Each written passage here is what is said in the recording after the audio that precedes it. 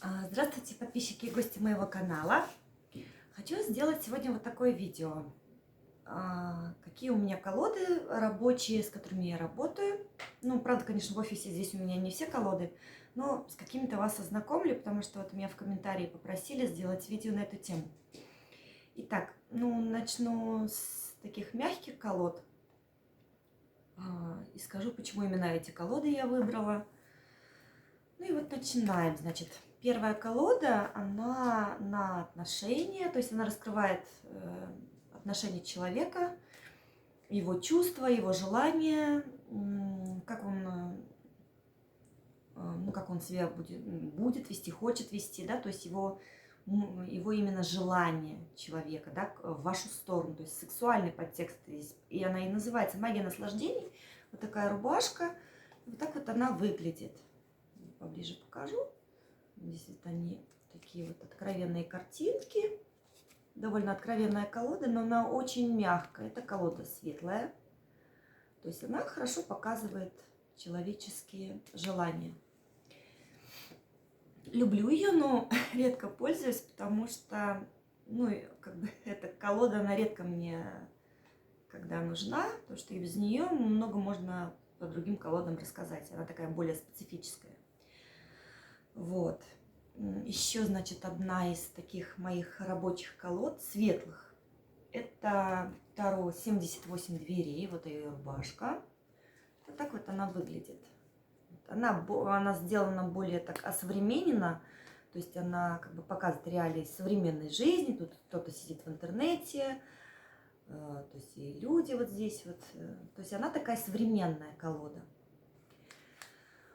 Эта колода очень интересная, она очень хорошо показывает скрытые моменты, скрытые мотивы, какие-то тайны, вещи, которые вам, может быть, то есть благодаря этой колоде можно увидеть то, что скрыто от глаз, поведение человека, то есть его желания, которые он скрывает, опять же, его мысли. И вот 78 дверей, она очень в этом плане очень хорошо работает. То есть она вам поможет открыть те двери, которые вы сами открыть не можете. Так, еще одна светлая колода, но она вообще из всех светлых колод, которые у меня есть, я ее ставлю на самый верх, потому что она вот из всего светлого она самая высшая. Это Таро ангелов-хранителей. Я вот только так ее воспринимаю, как, знаете, как общение с высшими силами. Я очень ее люблю, очень уважаю, потому что она дает мне возможность обратиться, общаться с высшими силами. Она светлая по энергетике, но она и, знаете, немножко такая сухая, потому что она просто доносит информацию без каких-то эмоций, без лишней воды, да, то есть она не запутывает, никак там не вводит в заблуждение, но она выдает чисто факты. То есть, если вы спрашиваете совет, либо какую-то информацию от высших сил хотите услышать, она вам выдаст эту информацию без эмоций, без каких-то лишних движений. Да? То есть она вот такая вот, она очень приятная на ощупь, она, знаете, она как бархат. Я ее очень люблю, она такая мягенькая-мягенькая. И она вот вся выполнена в таких очень таких приятных тонах, голубая, такая здесь везде ангелы. Но ангелы, они хоть и светлые, колода такая же, то есть хотя они и светлые, да, ангелы-хранители, они все же воины. То есть они стоят на страже добродетели человеческой.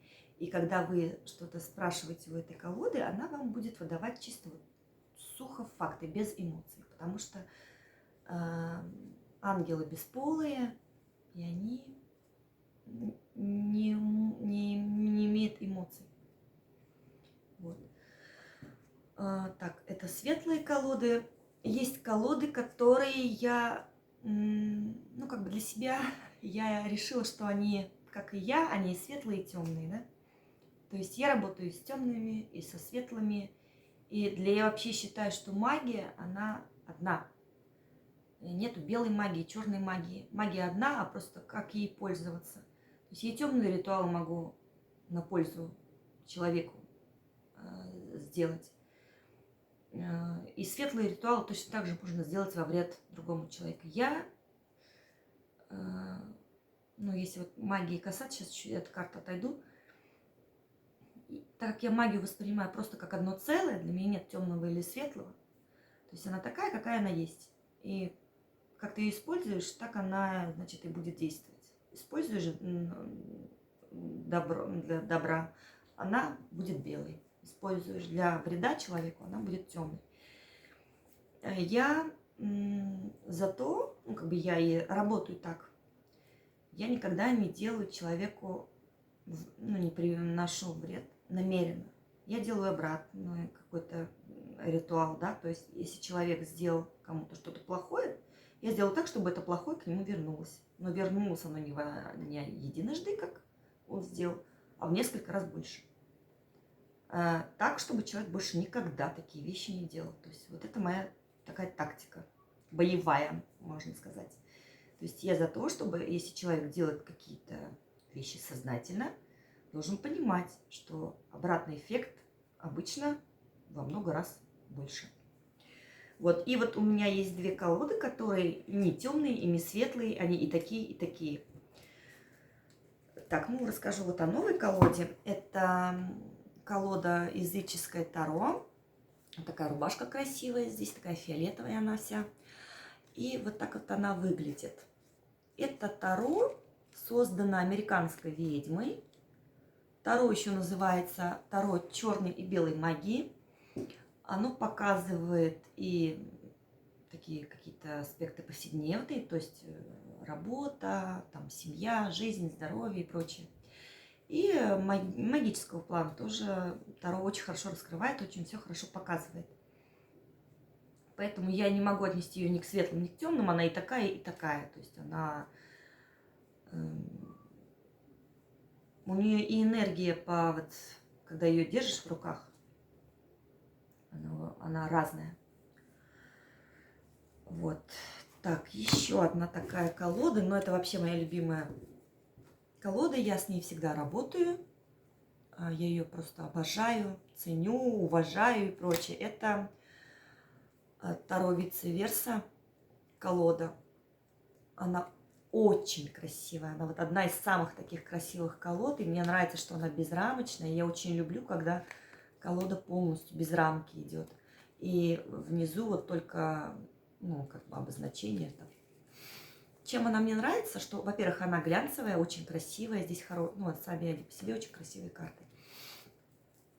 Вот вторая сторона, там, где рубашка, она точно такая же, еще тоже здесь картинки. То есть вместо одной колоды, в которой 78 карт, у меня получается колода 156 карт, либо две колоды в одном, да, то есть она тоже и светлая, и темная. Она очень хорошо показывает негатив, страхи человека, какие-то негативные моменты в плане, если кто-то что-то сделал, там обманул, предал, она все это показывает, она все это выявляет, она очень хорошо это все рассказывает. То есть, если у вас есть эта колода, то в принципе, в большинстве случаев вам другие колоды не нужны. Только если в том случае, если вам надо узнать конкретное какое-то магическое воздействие, либо, разговор с духами и прочее, это уже такая специфика. Туда, конечно, нужна другая колода. Так, темные колоды, получается, у меня получились светлые колоды, вот эти колоды, которые и темные, и светлые, поэтому не знаю, ни туда, ни сюда, потому что к темным даже, может, не знаю, ближе, наверное, я так думаю, по энергетике. Вот тоже темная колода, это Таро Монара. Я считаю, что она темная, потому что она довольно жесткая. Она и нарисована так очень откровенно, да, то есть это тоже эротическое Таро. То есть она показывает всякие сексуальные желания человека, да. Она довольно откровенная, но ее плюс в чем? Таро магия наслаждения, она очень мягкая. То есть она показывает только желания человека, там его какие-то мечты, стремления, что он себе представляет в жизни. На магии наслаждения можно хорошо раскрыть какие-то моменты, проработать, например, действительно интимного характера, когда вы как-то хотите разнообразить свою жизнь, да, скажем так, там. Вот. А Манара, она очень такая, она, можно сказать, психотерапевтическая, потому что она показывает человеческие комплексы, человеческие страхи, то есть как он себя проявляет, реализует в социуме, да? Как он себя ведет с людьми, какие желания и страхи у него на самом деле внутри, в глубине. Манара показывает очень глубоко.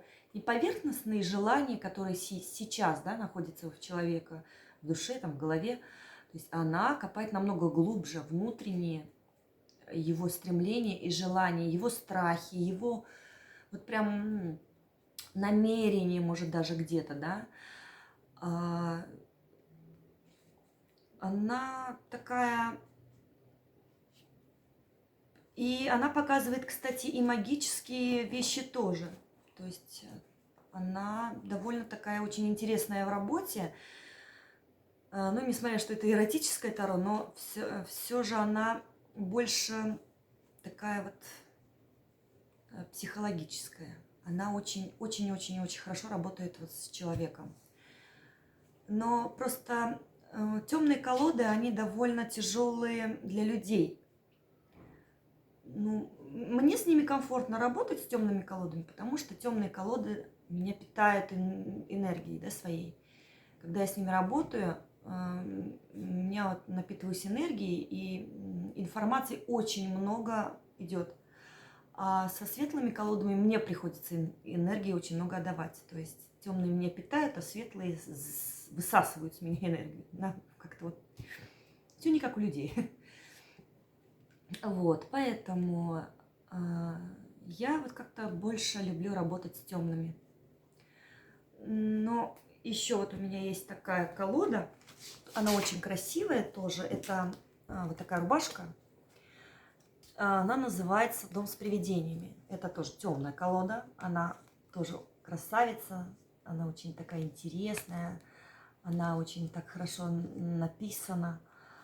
Она очень информативная, я восхищаюсь, обожаю ее, потому что она очень много всего показывает. Она показывает не только бытовые вопросы, там, сердечные дела, она очень хорошо показывает, ну, как бы она больше на это и заточена, магического плана воздействия.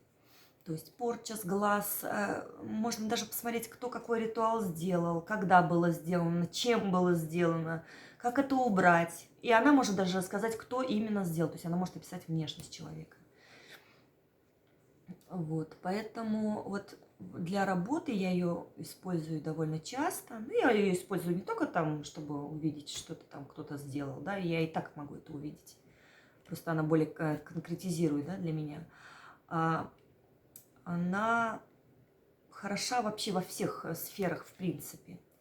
Вот это мои колоды, которые здесь у меня находятся, то есть в офисе. Мои самые любимые колоды, прям самые-самые-самые, они у меня остались дома, потому что в офисе я их очень редко использую, практически не использую, потому что они темные, они многих пугают, отталкивают, поэтому это как бы не для широкого круга, некоторые люди боятся их, поэтому я их, я либо с собой ношу в сумке, либо их вообще как бы редко показываю. Это таро темных ангелов, это тоже вот к ангелам относится, то есть ангелы-хранители это светлые. А таро темных ангелов, она тоже очень красивая, такая в готическом стиле сделана. Я ее люблю, потому что она показывает очень хорошо слабости людей, страхи, какие-то негативы, магические воздействия также. Она показывает,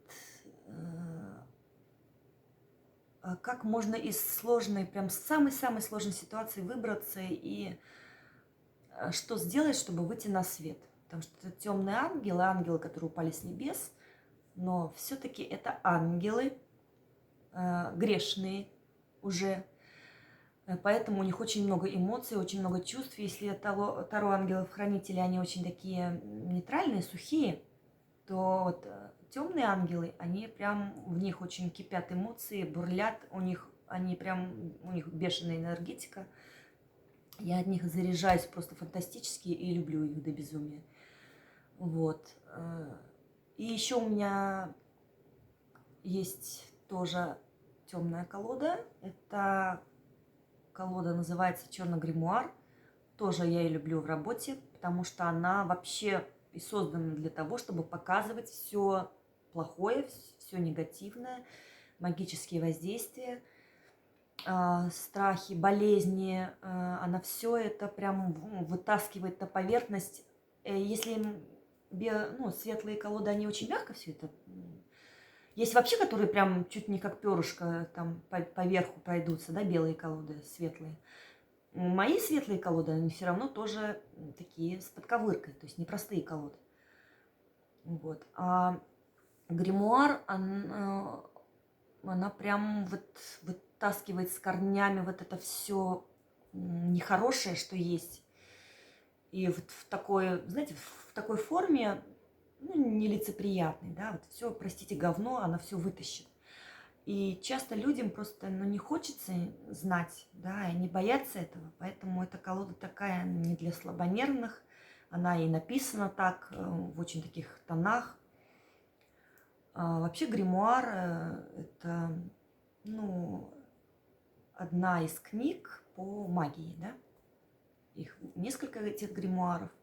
Черный гримуар – это книга о темной магии.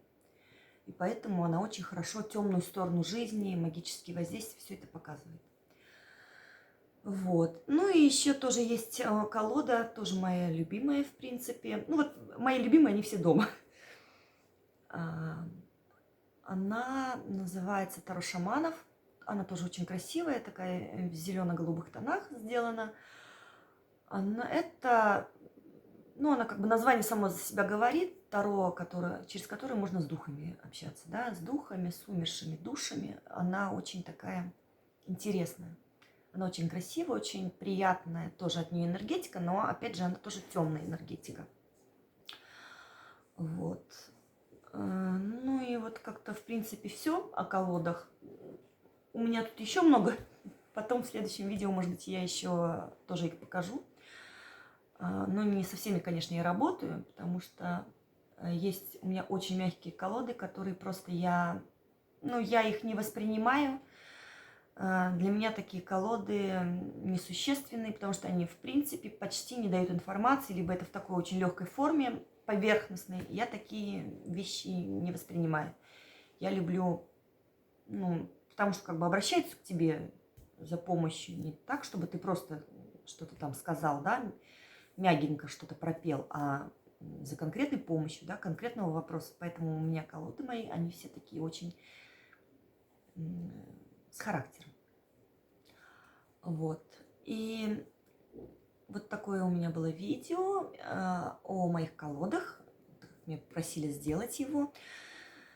Я думаю, если вам понравится это видео, пишите мне, пожалуйста. Буду с вами разговаривать о Таро, о магии. Может быть, делиться какой-то информацией о картах, о колодах, о ритуалах, для чего Таро можно еще использовать, помимо того, что вы на них открываете и втаскиваете расклады на отношения. То есть, помимо этого, много всякого тоже можно делать с ними. И лечить, и они помогают в различных ситуациях, смотри, конечно, какую ты карту с собой возьмешь. Вот, поэтому пишите, ставьте палец вверх, если видео понравилось. И напишите мне, пожалуйста, если вы хотите какой-то определенный расклад, может быть, либо какую-то информацию о ритуалах, либо о колодах. Я с удовольствием вам отвечу. И мы будем с вами общаться вот так вот, может быть, посредством таких вот видео. Всего хорошего, всем счастья, любви, удачи, до свидания, до новых встреч.